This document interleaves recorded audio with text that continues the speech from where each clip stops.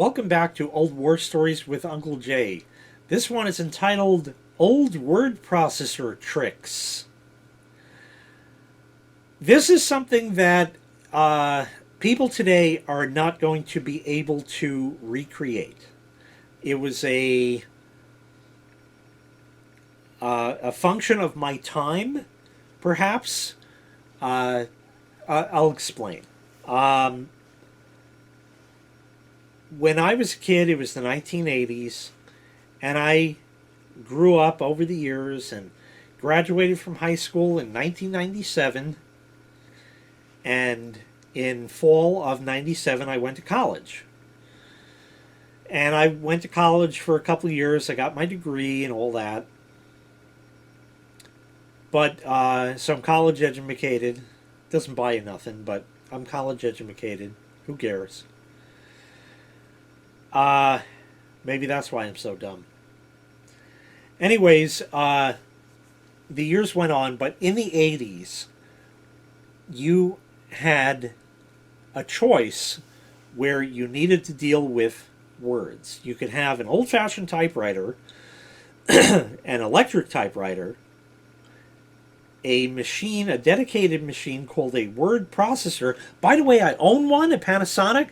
Old video of that. Link in the prescription. Or you can have a computer. I'm losing my voice telling all these stories because, I tell them in batches. Sorry. Anyway, or you can have a computer. Now, with a computer, you had your choices of printers. You could have, if you were a rich bitch, you could have a laser printer. You could have an inkjet printer if you were not as rich, but still rich. Or you could have a dot matrix printer. And there were some others like thermal printers, but they were early on and they went away quick. So that was that. I have a few thermal printers. That's another story entirely. Anyways, most people had, in the 80s, a dot matrix printer. And I had a dot matrix printer. My father worked for IBM, so what printer did I have? Well, obviously, an IBM dot matrix printer. It was called the IBM Pro Printer. It was a fantastic machine. I got a bunch of them, in fact. They were put together by robots. This was a new thing for the time. IBM started out in the computer field at PCs, and they would take Epson printers and rebadge them, or sometimes Panasonic printers and rebadge them. Excuse me, I don't know what models they actually used. I think there was an Epson they used to use that was rebadged as IBM, but they kind of just slapped their name on it, and they deemed it too costly to manufacture. So they devised this new printer called the IBM Pro Printer and a new method of assembly that was a lot cheaper, done by robots, and the whole printer could be assembled in like 10 minutes instead of having a guy put a screw in and this and that. There are like no screws in this printer. There's clips and the top cover comes off, and there's this, there's that, and everything snaps together and fits together, and it was really a marvel. The printer was fantastic. I got a bunch of them. I do have one with a bad pin in one of the print heads, and I actually have a replacement. Don't know if I'll ever do it, but I have that. My sister has one. They're around. They're not in use anymore. The foam in them has disintegrated because that's what old foam does. Dot matrix printers were the kind that had the holes on the side of the paper. You might remember that if you're not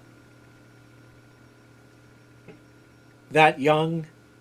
You might remember that stuff. Very rare do you see them today.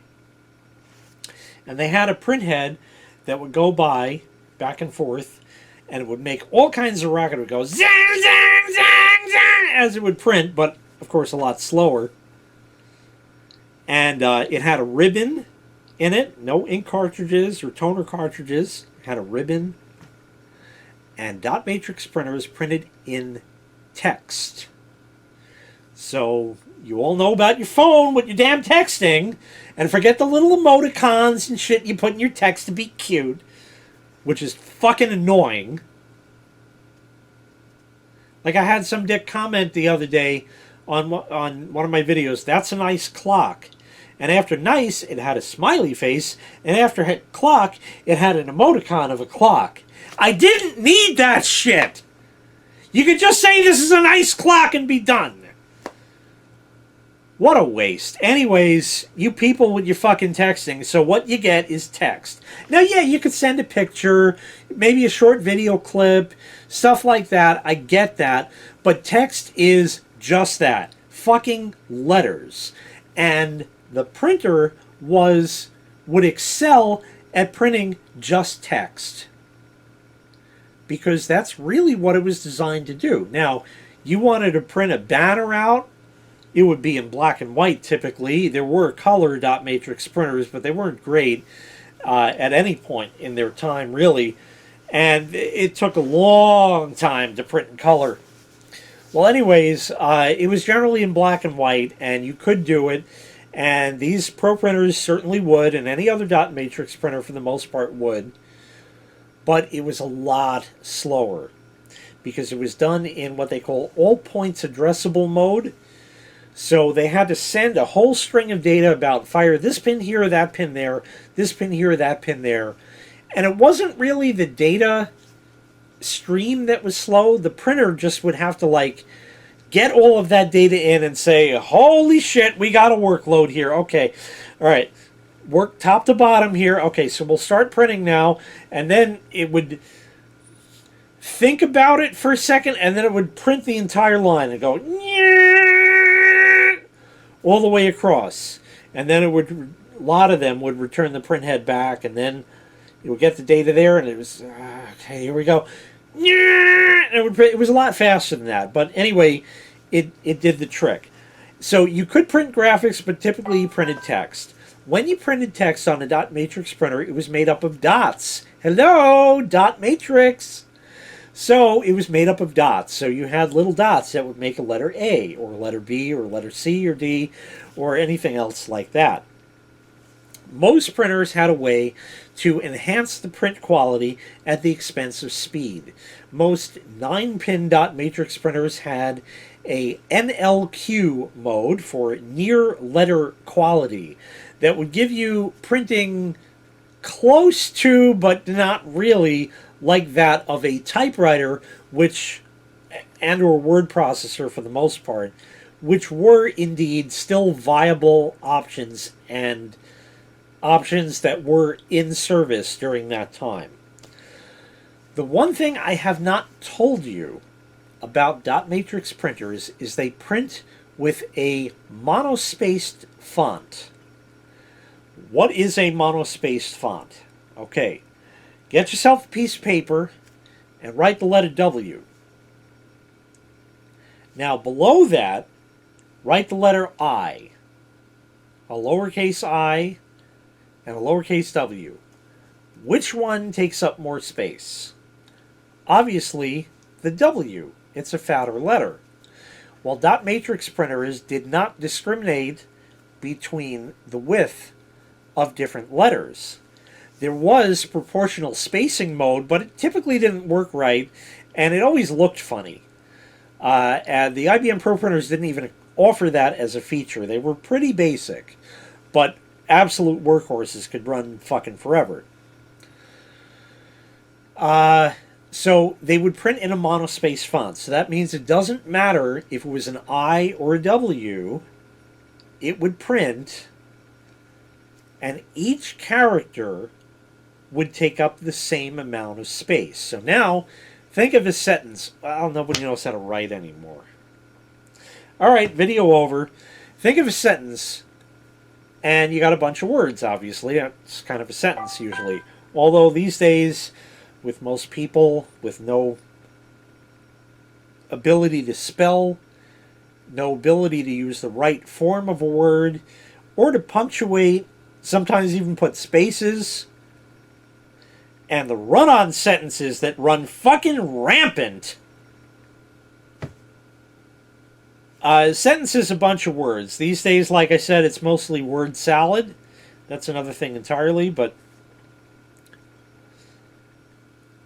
if you got a lot of I's and W's, the space between all of them varies throughout that line. And being that nowadays we all use WYSIWYG, or what you see is what you get, WYSIWYG, WYSIWYG, WYSIWYG, or what you see is what you get. So that means that as you see it in Microsoft Word or whatever you use, you can type it and look at an I and a W. And you'll see, indeed, that they take up different amounts of space. So, if I got a report in college, and at this point we're pushing 1998, that was kind of late to be using a dot matrix printer, because by about the time Windows 95 got on the scene, most people had gotten inkjet printers at the very least. They became a lot more affordable, and there were some early adopters in the Windows 3.1 days as well that had inkjet printers. Anyways, I insisted upon using my dot matrix printer for my college reports because it was a monospaced font. So if they say that this has to be 10 pages, well, if I'm not eating up space around an I because it's thinner than a W, I get to space this word out just that little bit more. And that might cause a word wrap at the end of the line where that next word goes to the next line. I'm doing this backwards because this is left for me and that's left for you. So anyway, the word wrap causes it to go to the next line. And by doing that, everything gets pushed just a little further. And that way, I could squeeze out, I don't know, a quarter of a page, maybe a half a page, depending, because the words are all different. Another trick I used to do was they said that you had to use 1-inch margins. Well, I looked at what the program I used and what Microsoft Word would use, and there was a difference of like 0.2. So my margins were just ever so slightly in a little more from the edges. That means you could fit less text on a line, and it then wraps to the next line. So that pushed that a little further and a little further, and over the course of 9 pages, I could probably squeak out almost an entire extra page. So that was another trick. Then there was another one that you could do also, which I'm sure kids today do with the size of the font. You know, like, what is it, normally 10-point font? 10-point font equates to dot matrix speak in characters per inch. I don't know where I learned this convention from, but 10 points, so a 10-point font is 12 characters per inch. A 10 character per inch font is 12 points. Just a little bit bigger. And some of you may have played this game,